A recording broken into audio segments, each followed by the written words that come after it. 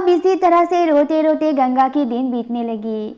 इसी तरह से पूरे 10 साल बीत गए। 10 साल बाद गौतमी बहुत बदल चुकी थी। गौतमी स्कूल की पढ़ाई पूरी करके अब कॉलेज जाने लगी थी। सुजाता जी के प्यार ने गौतमी को बहुत ही ज़्यादा घमंडी और जिद्दी बना दिया था। लेकिन गंगा की ज़िंदगी उसी जगह पर रुकी हुई थी। अभी भी वो अपनी खोई हुई बेटी गौतमी को अपने गांव के आसपास के जगहों पर ढूंढती फिरती थी। फिर एक दिन गंगा जिस घर में काम करती है उस घर की मालकिन ने कहा, गंगा बहन, कब तक इसी तरह से अपनी खोई हुई बेटी को ढूंढती फिरोगी आप? गांव के आसपास अगर कहीं गौतमी होती तो आपको अभी तक मिल चुकी होती। पूरे 10 साल बीत गए लेकिन आप अभी भी गौतमी को ढूंढती फिरती हो। मुझे तो लगता है गौतमी को शायद तभी किसी ने शहर ले गया होगा। मुझे लगता है एक बार आपको शहर जाकर गौतमी को ढूंढना चाहिए। फिर गंगा ने भी सोचा कि ये मालकिन सही कह रही है। हे भगवान, 10 साल बीत गए।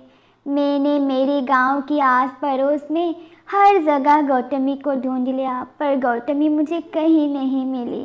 अब मैं उसे ढूंढने शहर जा रही हूँ। हे प्रभु, एक बार मुझे मरने से पहले मेरी बच्ची से मिलवा देना और मुझे कुछ नहीं चाहिए। 10 साल बाद मैं तो अपनी बच्ची को नहीं पहचान पाऊंगी, पर अगर मेरी बच्ची ने मुझे देख लिया, मैं जानती हूँ वो मुझे ज़रूर पहचान लेगी।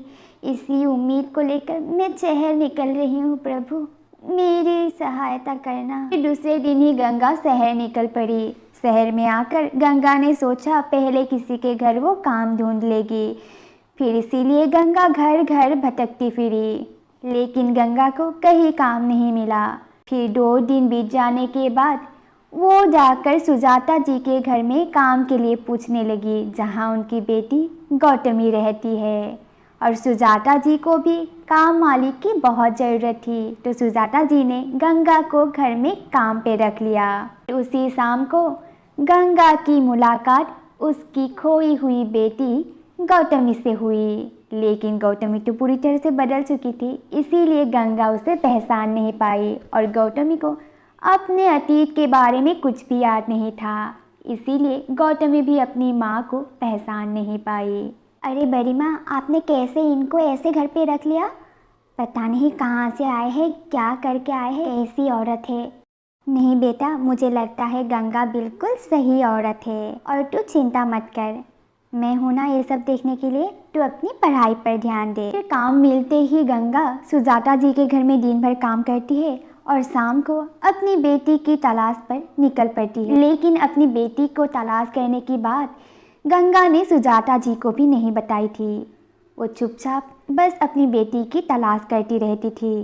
फिर एक दिन गौतमी बहुत ही देर रात घर लौटी थी, तो गंगा ने उसे देखा और कहने लगी, परी बेटा, अब तो तुम बहुत छोटी हो, इतनी देर रात तक घर से बाहर रहना ठीक बात नहीं है, थोड़ा जल्दी घर आ जाया करो। ओह, तो अब तुम मुझे बताओगी नौकरानी कि मुझे कब घर आना चाहिए और कब नहीं।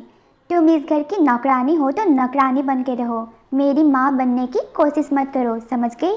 गौतमी की ये बातें सुनकर उनकी बड़ी माँ गुस्सा हो गई। गौतमी गुस्सा होकर बिना कुछ कहे ही अपने कमरे में चली गई। आज इस गंगा नौकरानी की वजह से मेरी बड़ी माँ ने मुझे डांटा। मैं तो इसे नहीं छोड़ने वाली, इसे इस घर से बाहर निकलवा के रहूंगी। फिर गौतमी ने अपनी अलमारी से कुछ पैसे निकाले और जाकर गंगा के बिस्तर के नीचे रखाई। और फिर दूसरे दिन सुबह होते ही वो बड़ी माँ को चिल्लाने लगी। उसकी आवाज़ सुनकर बड़ी माँ और गंगा उसके कमरे में आई। बड़ी माँ, आपको पता है मेरी अलमारी से 10,000 रुपये गायब है। मुझे लगता है इस गंगा ने ही चोरी की होगी, यही तो आती है मेरी कमरा साफ करने। बड़ी माँ, हमें इसके कमरे की तलाशी लेनी चाहिए। परी, ये कैसी बातें कर रही हो तुम? गंगा ऐसा कभी नहीं कर सकती। नहीं नहीं मालकिन, अगर परी मालकिन को लगता है कि मैंने चोरी की है तो एक बार मेरी कमरे की तलाशी ले लीजिए। वो पैसा बड़ी माँ को गंगा की कमरे से मिलती है और फिर परी के बातों में आकर बड़ी माँ गंगा को घर से बाहर निकाल देती है और गंगा चुपचाप रोते हुए बिना कुछ कहे ही वहाँ से चली जाती है। जिस बेटी को गंगा 10 साल से ढूंढ रही थी, उस बेटी के इतनी करीब रहकर भी वो अपनी बेटी को पहचान नहीं पाई। क्या गंगा अब हमेशा अपनी बेटी से दूर हो जाएगी, या फिर अभी भी किस्मत की कोई खेल खेलना बाकी है? ये हम देखेंगे कहानी के अगले पार्ट में। तो इस वीडियो को हम करते हैं यहीं पर ख़त्म। अगर वीडियो आपको अच्छी लगी तो प्लीज़ वीडियो को लाइक, कमेंट एंड शेयर कर दीजिएगा। और अगर आप हमारे चैनल पर नए हो तो प्लीज़ चैनल को सब्सक्राइब कर दीजिएगा। तो मिलते हैं हमारे नेक्स्ट वीडियो के साथ, तब तक के लिए बाय बाय।